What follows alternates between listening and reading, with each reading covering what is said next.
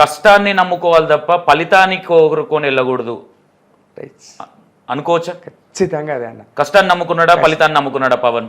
కష్టాన్ని నమ్ముకున్నా కాబట్టి ఇలాంటి ఫలితాలు ఉన్నాయన్న. నేను ఎప్పుడు ఫలితం ఆశించి పని చేయలేదు. నాకు ఈ రోజు సంతోషంగా నాకు ఒక ఛాన్స్ ఇస్తాడు. ఫస్ట్ నన్ను చూపెట్టింది కూడా నువ్వే అన్న.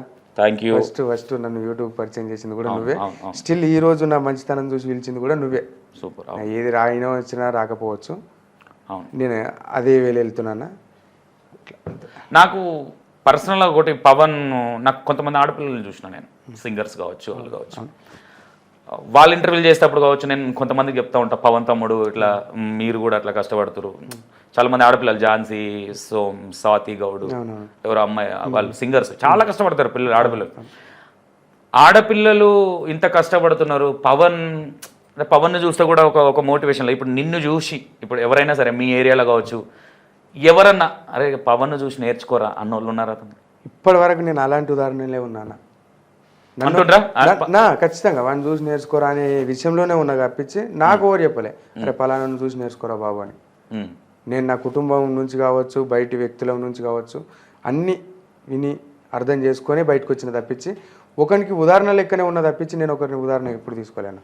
ఓకే, అట్లా వేరేటోళ్ళు అంటే మన గురించి మనల్ని ఇన్స్పిరేషన్గా తీసుకొని ఎగ్జాంపుల్గా మనల్ని చూపించి వాళ్ళ పిల్లలకి చెప్పేటప్పుడు ఫీలింగ్ ఏంటి? అది పర్లేదు మనం ఇలానే ఉన్నాము అట్లా చెప్పినప్పుడు ఇంకా బరువు బాధ్యతలు ఎక్కువైపోతున్నాయి అన్న. ఇంకొంచెం ఒళ్ళు దగ్గర పెట్టుకోవాలి, ఒళ్ళు దగ్గర పెట్టుకోవాలరా. మనం ఉదాహరణ లెక్క ఉన్నప్పుడు ఉదాహరణ లెక్కనే ఉండాలి, చిచోర కావద్దని. అది ఇంకా బాధ్యత పెంచేస్తుంది. మాట తిడితే ఏమనిపించదు, కానీ పొగుడుతా అనేది చాలా డేంజర్, చాలా కష్టం. ఎందుకంటే చెడ్డోని నుంచి ఏం ఎక్స్పెక్టేషన్స్ ఉంటాయి, ఏమో వాడు ఎలాగ లంగారా బాబు మాతో కష్టం అని. అవును, మంచోని నుంచి చాలా ఎక్స్పెక్టేషన్స్ ఉంటాయి. ఓకే, అవును, అది నిలబెట్టుకోవడం చాలా కష్టం అని. ఓకే, ఇప్పుడున్న ఎందుకంటే తమ్ముడు ఇప్పుడు జస్ట్ ఒక 2000-3000 మంది ఫాలోవర్స్ రాగానే కథం జుట్టుకు ఈ కలర్ వేయడం, ఈ చెవుకి ఇది ఏంది, కాలుకు పెట్టే మట్ట తీసుకొచ్చి ముక్కుకు పెట్టుడు, ఇట్లాంటి కొన్ని స్టైల్స్. అంటే ఈ మధ్య ఏమైపోయిందంటే ఒకప్పుడు హైదరాబాద్లో ఎక్కువ ఉండేవాళ్ళు పిల్లలు, ఈ మధ్య ఊర్లలో ఎక్కువైపోయింది గంజాయిలు తాగడం, ఇవి చాలా ఎక్కువైపోయినాయి. ఇలాంటి పిల్లలు ఎప్పుడన్నా నీకు ఎదురైనప్పుడు ఎవరికన్నా ఇది కాదు లైఫ్ అని చెప్పిన సందర్భాలు ఉన్నాయి? నేను ఎవరికి చెప్పలేదన్న. ఏమనిపిస్తుంది వాళ్ళని చూసినప్పుడు? బాధ అనిపిస్తుంది. వాడు ఏం గుర్తురాడు ఇప్పుడు, వాడి వయసుకి చేసే పరిస్థితి బాగానే అనిపిస్తుంది. ఒక సడన్ ఏజ్ వచ్చేసరికి వాడే బాధపడతాడు. వాళ్ళ తల్లిదండ్రుల గురించి బాధ అనిపిస్తుంది తప్పించి వాళ్ళని చూసినప్పుడు మాత్రం ఇట్లా చెప్పాలని మాత్రం నాకు అనిపించదన్న. చెప్తే ప్రతి ఓడు ఏమనుకుంటాడు అంటే అబ్బా వచ్చిండే దేవుడు అనుకుంటారు. అవును, వాస్తవం. నిజాలు అనేది అబ్బా వీడు వచ్చిండయా వన్ చక్కలేదు కానీ మనకి చెప్పారు, మనం మంచిగా ఉన్నామా లేదా తర్వాత విషయం. వీడు ఒక విషయం మనకు మంచి చెప్తుండు కదా, నేను నేర్చుకోవాలి కదా అనుకోడు వాడు, సాల్ తీవాయా అంటాడు. కానీ అదే విషయం నాకు ఒకరు చెప్పారు అనుకో మంచి, ఖచ్చితంగా వింటాను. నాకు తిట్టి చెప్పేవాళ్ళు చాలా బాగుపడే లక్షణాలు ఉన్నోళ్ళు ఎప్పుడైనా ఓ మాట తిట్టినా ఓ మాట పొగిడినా రిసీవ్ చేసి నిజంగా తిట్టి చెప్తే నాకు చాలా ఇష్టం అన్న. ఇంకా తిట్టి ఇది కాదు బేటా ఇది అని చెప్పేటోళ్ళు ఉంటారు చూసినా, ఖచ్చితంగా కాకుంటాడు నాకు, కాక చెప్తాడు ఖచ్చితంగా ఇది కాదు బేటా ఇది అని చెప్తాడు. నువ్వు మంచిగా ఉండాలిరా అని కోరుకునే వ్యక్తులు ఆయన ఒకడు. ఓకే, మస్తు హ్యాపీ అనిపిస్తుంది కదా వాళ్ళ గురించి ఎప్పుడన్నా థింక్ చేసినప్పుడు, కానీ ఎప్పుడన్నా మనం ఒక్కరం కూర్చొని ఖచ్చితంగా ఏదన్నా ఆలోచించినప్పుడు నా గురించి ఆలోచించే కాకున్నాడే అట్లా నా గురించి వాళ్ళ ఇంటి గురించి. ఇప్పుడు ఒక మనిషి ఇంకో మనిషి గురించి ఆలోచించాల్సిన రోజులు కాదు ఇవి కావు. ఖచ్చితంగా ఒక మనిషి మన గురించి ఆలోచిస్తుంటే చాలా సంతోషం అనిపిస్తుంది. ఇంతకుముందు నువ్వు చెప్పిన చూడన్న కమ్మలు కలర్లు కార్ఖాన అవన్నీ షోప్ టాప్ దేని పని చేయాలి. ఇంకా నేను బయట మంచిగా ఉంటానా, నా ఇన్స్టా రీల్స్ కంటే బయట మంచిగా ఉంటాను. బయట నేను పొలం కాడ చేస్తా, బయట చేస్తా, చెట్టు మీద చేస్తా, మాసిపోయిన బట్టల మీదనే చేస్తా. నేను నీ ఫ్యాన్స్ ఎట్లా ఉంటావు తెలుసా నీకు? చాలా మంచి వాళ్ళు ఖచ్చితంగా, అలా డయాడ్ ఫ్యాన్స్. ఎందుకంటే నాకు అనిపిస్తుంది అంటే చాలా మందిని అందరినీ చేస్తాం మేము ఇంటర్వ్యూలు, నీకున్న ఫ్యాన్స్ నీ అంటే స్వచ్ఛమైన కళ్ళు నువ్వు ఎట్లాంటివి తీసిపోస్తావో అలాంటి ఫ్యాన్స్ ఉన్నారు. పవన్ని లైక్ చేసేవాళ్ళు నీకు పొగడతలాగా అనిపించచ్చు. ఖచ్చితంగా నా ఇంటర్వ్యూలు నువ్వు చూసుంటావు. నేను అదే భయం అవుతుందన్నా, నువ్వు నన్ను పొగడడం ఏంది? లేదు, ఫ్యాక్ట్. నువ్వు చిన్నోడువా పెద్దోడు అనేది సంతోషం నాకు సెకండరీ. నీకు 100%. ఎందుకంటే నీలాంటి పిల్లలను చూసి చిన్నపిల్లలను చూసి మేము కూడా అనుకుంటాం మనం ఇట్లుండాలి కదా, సంతోషం, అరే ఇది మంచి పద్ధతి కదా, ఇట్లుండాలి కదా. ఒక విలేజ్లో ఉండి, ఎందుకంటే బరువు బాధ్యతలు ఒక 22 ఇయర్స్లా ఇవాళ రేపు తాగుదాము, సిగరెట్ తాగుదాము, జల్సాలు చేద్దాము, బండి తీసుకురా, సినిమాలకు పోదాము, ఆడ పోయి బస్ స్టాండ్లో పోరిని గెలుకుదాము, అంటే ఈ ఆలోచన విధానం అనేది రాలేదంటే ఫస్ట్ ఆఫ్ ఆల్ నేను మీ మమ్మీ డాడీ గొప్పతనం అనుకుంటా. ఖచ్చితంగా నీకు అర్థం చేసుకున్నావు, థ్యాంక్ యూ. ఎందుకంటే మీ మమ్మీ డాడీ నీకు తిట్టి చెప్పినా వచ్చేది కాదు, ఇది కొట్టి చెప్పినా వచ్చేది కాదు. కాదు, వాళ్ళు వాళ్ళకు ఉండే ప్రాబ్లమ్స్ అనేది నువ్వు ఎట్లా అర్థం చేసుకున్నావు, ఏం చేసినావు అంటే ఏం చెప్తావు? మనకంటే మంచిగా ఉన్నోడు మన చులకన చూసిండు ఒక టైంలో. మనం పెరిగిన తర్వాత అలాంటి చులకన అనేది మన కుటుంబానికి ఉండొద్దు. కష్టాలు అందరికీ ఉంటాయి 100%. కానీ బాగా గుర్తుపెట్టుకున్నా, ఒక్కంతోటి కుటుంబం పేదరికం చేంజ్ అవుతుంది. అవును, ఒక్కంతోటే అందరు కష్టపడాల్సిన అవసరం లేదు. కూడా చెప్పిన వాళ్ళు ఇప్పుడు ముగ్గురు అన్నదమ్ములు ఉన్నప్పుడు ఇద్దరు లంగలు కావచ్చు, ఒక్కంతోటి మొత్తం చేంజ్ అవుతుంది. అట్లా నేను అనుకున్నాను, మనతోటి మనం ఈ పేదరికం అనుకుంటున్నా, ఇప్పటి ఉంది పోవాలనుకుంటున్నా. దైవ నిర్ణయం. మనసు మంచిదైనప్పుడు పేదరికం ఎంత చెప్తామడు, ఏదైనా గుర్తుపెట్టు. ఇప్పుడు నీ ఇంట్లో 10 కోట్లున్నా నీ మనసు మంచిగా లేనప్పుడు, నువ్వు నిలకడగా లేనప్పుడు నీకు ఎన్ని కోట్లు ఉండే ఏం లాభం? 10 రూపాయలు అప్పున్నా నువ్వు నిలకడగా ఉన్నావు, అది ఫుల్ హ్యాపీ అనిపిస్తుంది. అంటే నీ ముఖంలో నీ మనసులో కావచ్చు నీకు ఎంత బాధ ఉన్నా, నువ్వు మాట్లాడేటప్పుడు కావచ్చు, నీ వీడియోలో కావచ్చు, నువ్వు ఒక డైలాగ్ చెప్పేటప్పుడు అది ఎంత మనిషికి ఎట్లా కుచ్చుకుంటుంది అంటే అంటారు కదా, అంటే శత్రు వేసే బాణం కంటే స్నేహితుడేసే బాణము ఎంత లోతుగా కూర్చుకుంటుందో ఆ టైప్ ఆఫ్లు ఉంటాయి. అంటే నువ్వు నవ్వుతూ అంటే ఒక స్మైల్తోని చెప్పేది కూడా అది కొంతమంది అంటూ ఉంటారు, ఆడన్లకే తీసుకుని నువ్వు ఇళ్ళకే తీసుకున్నావు. ఖచ్చితంగా నా లైఫ్లోకి కొన్ని వస్తాయి. ప్రతిదీ మనము ఏ నుంచో ఏరుక రావాలంటే ఇక మనకు పనిపాట ఏం లేదు, ఫ్యామిలీ లేదు, ఏరుకొని వచ్చి ఇదే పని మీద ఉండలేం కదా. ఇప్పుడు కొన్ని సినిమాలు చూస్తే మనకు టచ్ అయినట్టు ఉంటాయి. అవునా? మమ్మీ డాడీ మేజర్గా నువ్వు మమ్మీ డాడీ గురించి ఆలోచన రావడానికి కారణం ఇంట్లో ఏం మాట్లాడుకున్నప్పుడు, వాళ్ళు ఎలాంటి సందర్భం మాట్లాడుకున్నప్పుడు నీకు అనిపించింది ఫ్యామిలీకి మనము నిలబడాలి, మనం ఇట్లా కాదు ఇట్లా వెళ్ళాలి, నా ఫ్యామిలీని ఎవరైతే చీపో చూస్తున్నారో నేను వాళ్ళ ముఖం మీద కొట్టినట్టు ఉండాలని ఇంట్లో మమ్మీ డాడీ మాట్లాడుకోవడమా, లేదంటే ఎవరో మాట్లాడుకునే సందర్భంలోకే వచ్చిందే ఈ ఆలోచన అనుకుంటున్నా. ఎట్లొచ్చింది ఆలోచన? మనది ఫస్ట్ మన మంచితనం బయట పనిచేయదన్న. 100% మన మంచితనం బయట పనిచేయదు. నువ్వు ఎంత మంచివైనా సరే నీ మంచితనము నీ ఇంటి వరకే. ఒకటి మా నాన్న వాళ్ళు, మా అమ్మ కానీ మంచితనంతో ఉండి ఏం సంపాదించలేదు. పేరు రావచ్చు, పేరు వచ్చింది సంతోషం, పేరు రావచ్చు. వాళ్ళ మంచితనం ఉందని మురిసే రోజుల కంటే మనకి ఇంత మంచి చేసినా కూడా మనకు ఒకడు సహాయపడతలేడు చూసినావా, అట్లా బాధపడ్డ రోజులు ఎక్కువ.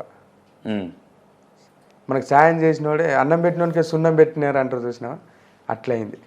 మా వాళ్ళు నమ్మి మోసపోయారు, బాధపడ్డారు బాగా. మనం ఎట్లా అధిగమిస్తాం? 2 పిల్లలు, వాడు. నేను ఎక్కువ నాకు బాగా మారడానికి కారణం మా చెల్లెలన్న. ఇప్పుడు ఈ రోజులలో మన స్తోమత మించి కష్టం చేసిన ఒక ఆడపిల్ల పెళ్లి చేయలేం. అవును, వాస్తవం. స్తోమత మించి కష్టం చేసిన ఆడపిల్ల పెళ్లి చేయలేం. అట్లా బాధపడ్డారు వాళ్ళు. ఎంత కష్టపడ్డా మనం గీనే ఉంటామా, ఇట్లే ఉంటామా?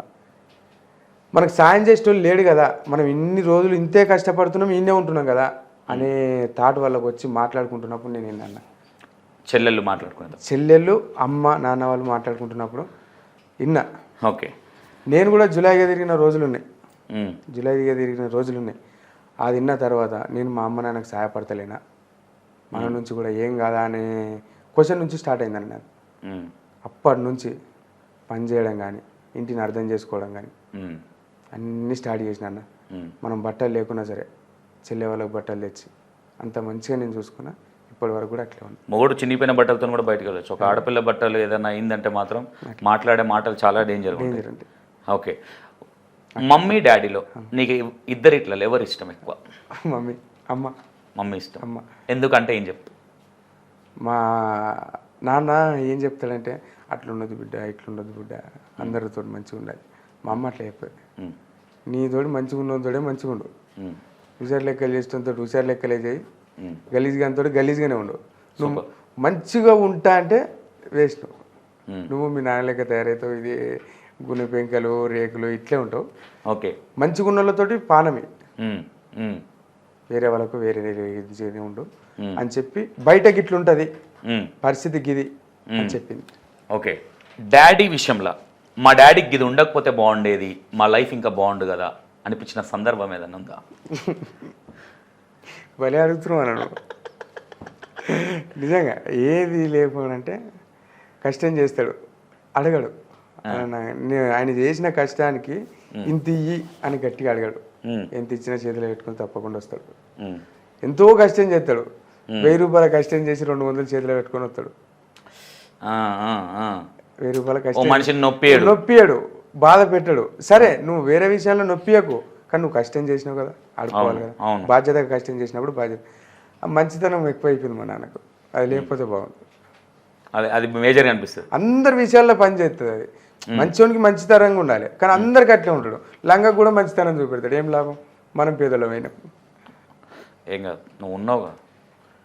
కొన్ని నాకు తెలిసి కొంతమంది పేరెంట్స్కి కొన్ని కోట్లు పెట్టినా నీలాంటి కొడుకు దొరకరు, గుర్తుపెట్టుకున్నది. ఫ్యాక్ట్ చెప్తాను. ఎందుకంటే మా దగ్గర చాలా సందర్భాలు వస్తుంటాయి. నేను బయటకు వెళ్ళినప్పుడు చూసినప్పుడు కానీ, ఇప్పుడు ఎగ్జాంపుల్గా ఊర్లో నన్ను కూడా ఒకానొక సందర్భంలో పేవర్స్గా నేనేం తిరగలేదు, కాకపోతే అన్ఎడ్యుకేటెడ్ కాబట్టి కొంచెం ఎట్లుంటుంది, కొంచెం కొన్ని మాట్లాడే విధానం తెలిసి మాట్లాడుతుండొచ్చు, తెలుగు మాట్లాడుతుండొచ్చు, తిరిగే విధానం పర్ఫెక్ట్ ఉండేది. ఆ ఆలోచన వచ్చినప్పుడు ఇప్పుడు ఎవరన్నా నిన్ను మీ చెల్లెల విషయంలో కావచ్చు, లేదంటే చెల్లెళ్ళు మీరు మాట్లాడుకున్న విధానం కావచ్చు, బాయ్ దగ్గరికి వెళ్ళినప్పుడు అప్పుడు ఇట్లాంటి ఏదైనా ఎమోషనల్ సందర్భాలు ఏదైనా ఉన్నాయా మీకు? ఎమోషనల్ సందర్భాలు అంటే చెల్లెళ్ళు మీరు డిస్కషన్ అంటే మా చెల్లె వాళ్ళు అంటారు, అన్న నీ స్తోమతకు మించి కష్టపడుతున్నావు, ఎందుకన్నా మేము అర్థం చేసుకోమా నిన్ను అంటే, నువ్వు నాకు 10 రూపాయలు ఇవ్వకపోవచ్చు, రూపాయి ఇచ్చినా నేను అడ్జస్ట్ అవుతాం, కానీ మా గురించి నువ్వు అంతా ఎందుకు కష్టపడుతున్నావు?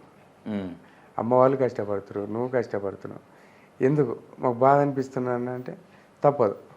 ఇవాళ నేను బాధపడుతుండొచ్చు, మనం ఇలాగానే కూర్చొని సంతోషంగా మాట్లాడుకునే రోజు వస్తుంది, బుజ్జి అని చెప్పిన రోజులు ఉన్నాయి. అది బాగా మా చెల్లెలు నా గురించి ఆలోచించిన విధానం బాధ అనిపిస్తుంది నాకు. మన గురించి అమ్మ నాన్న ఆలోచించడం వేరన్నా, మన చెల్లెళ్ళు ఆలోచించడం వేరు. ఓకే, ఇంతకుముందు ఒక మాట మనం మాట్లాడుకున్నాం, పవన్కి మమ్మీ పోలికలు, మమ్మీ మెంటాలిటీ ఎక్కువ వచ్చిందా, డాడీ ఎక్కువ వచ్చింది? మమ్మీ నాన్న లేక కష్టం చేయడం వచ్చింది, మమ్మీ మెంటాలిటీ వచ్చింది, థింకింగ్ మమ్మీ లాగా. ఓకే, ఎవరితో ఎట్లుండాలి, ఏం చేయాలి, స్ట్రేట్ ఫార్వర్డ్. మా మమ్మీ ఏంది కొట్టే కట్టే తెచ్చే అంతే, అట్లా ఉంటుంది. మా నాన్న ఎట్లుంటుంది అంటే కష్టం చేస్తాడు, వాడు ఇచ్చినా ఇవ్వకుండా, మనకంటే చిన్నోడైనా పెద్దోడైనా ఒక మాట అన్నా కానీ తుడుచుకొని పోతాడు. ఎందుకు తీవింతోటి మనకెందుకు, నేను నాకంటే చిన్నోడిని గౌరవిస్తా, పెద్దోళ్ళని ఆశీర్వాదం తీసుకుంటా, ఎవడు ఎంతలో ఉన్నానో గంతలోనే ఉండాలి. వాడు నన్ను అన్నాడు కదా పెద్దోడు కదా అని నేను ఊకోను, ఇచ్చేసా. ఆ టైంకి నేను ఇచ్చేసా, ఇప్పుడు ఇచ్చేది. నేను మనసులో పెట్టుకుని ఆడ కూర్చొని అది ఉండడం నా నుంచి కాదన్న, నా నుంచి అసలే కాదు. వాడు ఇచ్చిండా నేను ఇచ్చేసేయాలి, వాడు మంచిగా ఉండా, నేను వానికంటే మంచిగా ఉండాలి. ఓకే, అదే. పవన్కి 2 చెల్లెళ్ళు అంతే. ఏ చెల్లె ఎక్కువ ఇష్టం, చిన్న చెల్లెనా పెద్ద చెల్లె? ఇద్దరన్న, నాకు మస్తు ఇష్టం, ఇద్దరు. వీడియో చూస్తారు కాబట్టి మళ్ళీ అన్న ఫీల్ లేదు. ఇప్పుడు ఏం చెప్పినా మమ్మీ ఇష్టమా డాడీ ఇష్టం అంటే మమ్మీ ఇష్టం నాకు. అవును, డాడీ ఇష్టమే, మమ్మీ ఇష్టం. మమ్మీ కొంచెం ఎక్కువ. ఏ ఎక్కువ అబ్బాయి మమ్మీ సపోర్ట్ ఎక్కువ ఉంటుంది. అదే నాకు చెల్లెల విషయానికి వచ్చి ఇద్దరు ఇష్టం, ఎందుకంటే నా గురించి ఇద్దరు ఆలోచిస్తారు. ఓకే.